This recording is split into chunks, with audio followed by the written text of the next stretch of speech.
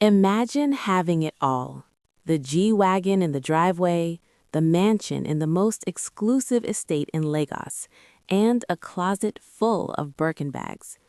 That was Dady's life. She was the it girl of the neighborhood, but she had one tiny little problem: her husband.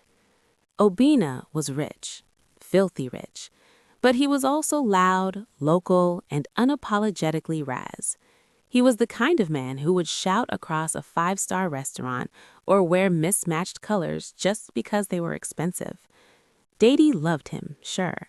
He worshipped the ground she walked on, but deep down, she was embarrassed. She wanted him to be polished. She wanted him to be like the other men in the estate. Enter Greg. Greg was everything Obina wasn't. He was smooth, fit, and spoke with a refined accent. He was the handsome neighbor who lived just a few blocks away. While Obina was busy shouting at his apprentices over the phone, Greg was discussing art and fitness with Dady during their morning jogs. Dady didn't cheat, but she was dancing on the edge. She hid her friendship with Greg from her husband, afraid he'd be jealous. But mostly she enjoyed feeling classy for once. Meanwhile, the estate's queen bee, a woman named Queen, was watching. Queen hated Dady. She saw a newcomer trying to steal her throne as the estate president. She wanted to take Dady down. But the high life in the estate wasn't what it seemed. One night, Queen's friend pulls Dady aside and drops a bombshell. That perfect neighbor, Greg, he wasn't a gentleman. He was a predator. He had a habit of recording women and blackmailing them. Dady felt her stomach drop. She had been flirting with a monster. She cut him off immediately, realizing that her razz husband was twice the man Greg would ever be. But just as Dady was recommitting to her marriage, disaster struck. Obina came home one evening looking defeated.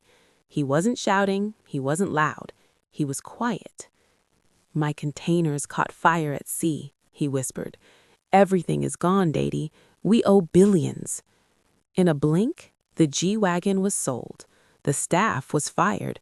Obina told her they had to move out of their mansion and go back to the trenches, to a tiny, cramped apartment. The lifestyle was over.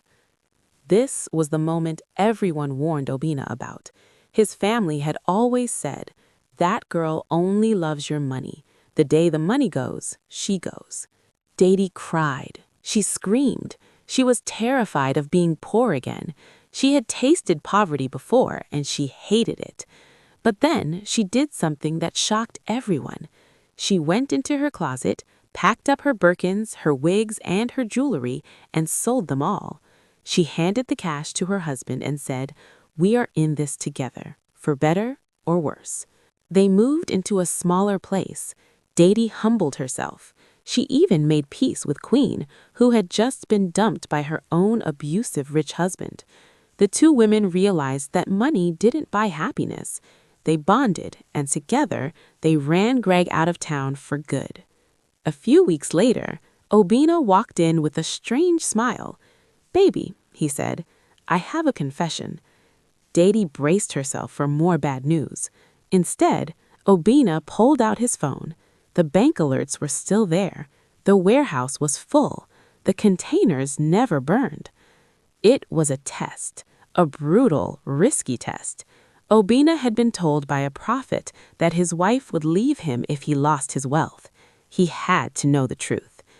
Dady was furious for about 5 minutes, but then she realized something. She had proven, not just to him, but to herself, that she was stronger than her bank account. She didn't love the lifestyle, she loved the man. Obina apologized in the only language he knew fluently: cash. He bought back every single bag she sold, plus interest.